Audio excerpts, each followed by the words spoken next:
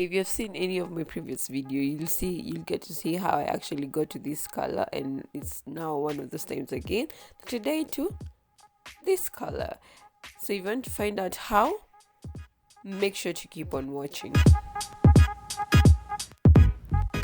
So my name is Nirod. Hello to anyone and everyone who's watching. Today I will be dyeing my hair very intensely black using the brand Cream of Nature hair dye. It is the brand and the only brand that I would say I trust when it comes to dyeing your hair at home. Might I say I am not a professional? That's a disclaimer. I am just someone who's very, let's call me a natural hair enthusiast who I would say I've had experience with dyeing my hair 3 times, and this will go on to be the 4th time. I have decided I want it black. Why do I want it dark? I feel like I want to be in a new era. So basically this is me just unboxing like the contents. That's the what's in the box is like a powder kind of solution, and then this is the cream. You're supposed to mix them all together, shake, make sure you thoroughly shake. But don't worry if you're a beginner. I am not. But if you're a beginner, the box normally comes with like a paper for instructions, so you will not necessarily be lost. You will have something to guide you. So this here is me basically just showing you the process to which I actually need to get my hair to that color. Now, one good tip, I will be disclaiming tips as I go, is that you need like Vaseline around you. You need to apply it, as you can see what I'm doing, applying it around the edges of your skin, because dye tends to go all the way to skin and tends to stick and stain. So Vaseline prevents that from happening. So I'm basically here shaking the contents of my hair dye. I bought only one box because my hair was short, as I had already previously chopped. Please be sure to check out that video. And I'm basically now just started the process of applying it. I have no particular formula into how I'm going to be applying.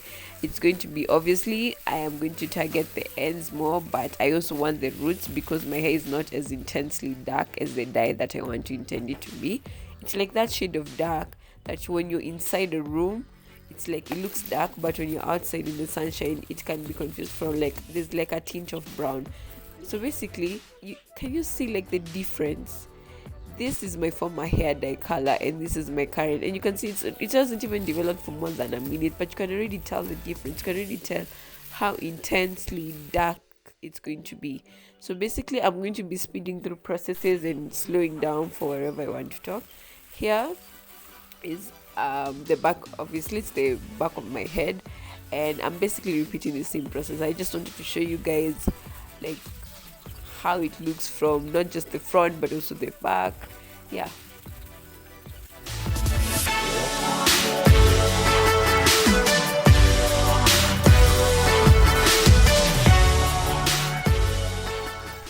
Look at this color. It turns, first of all, the solution is formally white, but it turns gray, and with time, if I wish I'd actually shown you guys that part, but it turns like dark black, intensely black.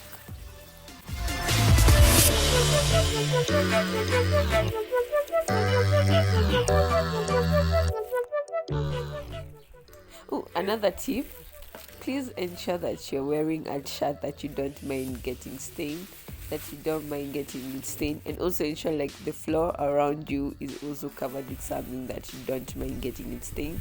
That is something I completely forgot, and I really ended up making a mess of my floor, because obviously this was the part of the room where there's enough lighting that I could actually show you guys, like you could actually see clearly how the color turns on. So make sure you have Vaseline, make sure you have a t-shirt that can accommodate the stains, and as well as your floor area to be the same, something to cover it up.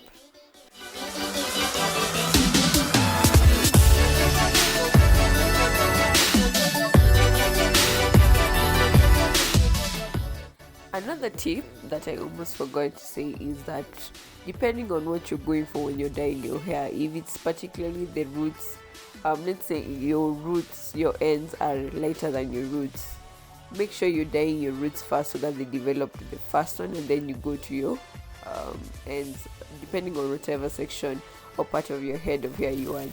The part that you apply first is the part that's going to develop first, so always keep that in mind. Also, another thing is never ever ever ever dye your hair on clean hair. Don't do that. Depending on whatever brand, I don't care whatever brand you're using, but sometimes it's always better to use like dirty hair so that afterwards you can go wash, condition, and deep condition so that you can actually hydrate your curls. Also, don't put your hair into like stressful hair protective hairstyles. I'd actually suggest put it in a style that you're able to deep condition at least like in a 1 week, 2 weeks basis. 2 weeks is like max you'll go without deep conditioning. I'd say every week, every end of the week you can deep condition it when it's freshly dyed, especially if it's not a color like black, something like blonde. You know those colors that like blonde, burgundy, any of those colors, because your hair is like in a delicate position and you do not want to be ripping it off.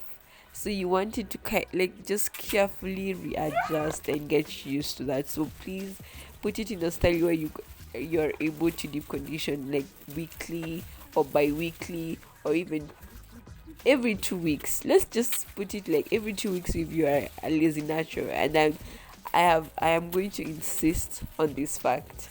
Every 2 weeks if you're a lazy natural. That is like the minimum I will allow you.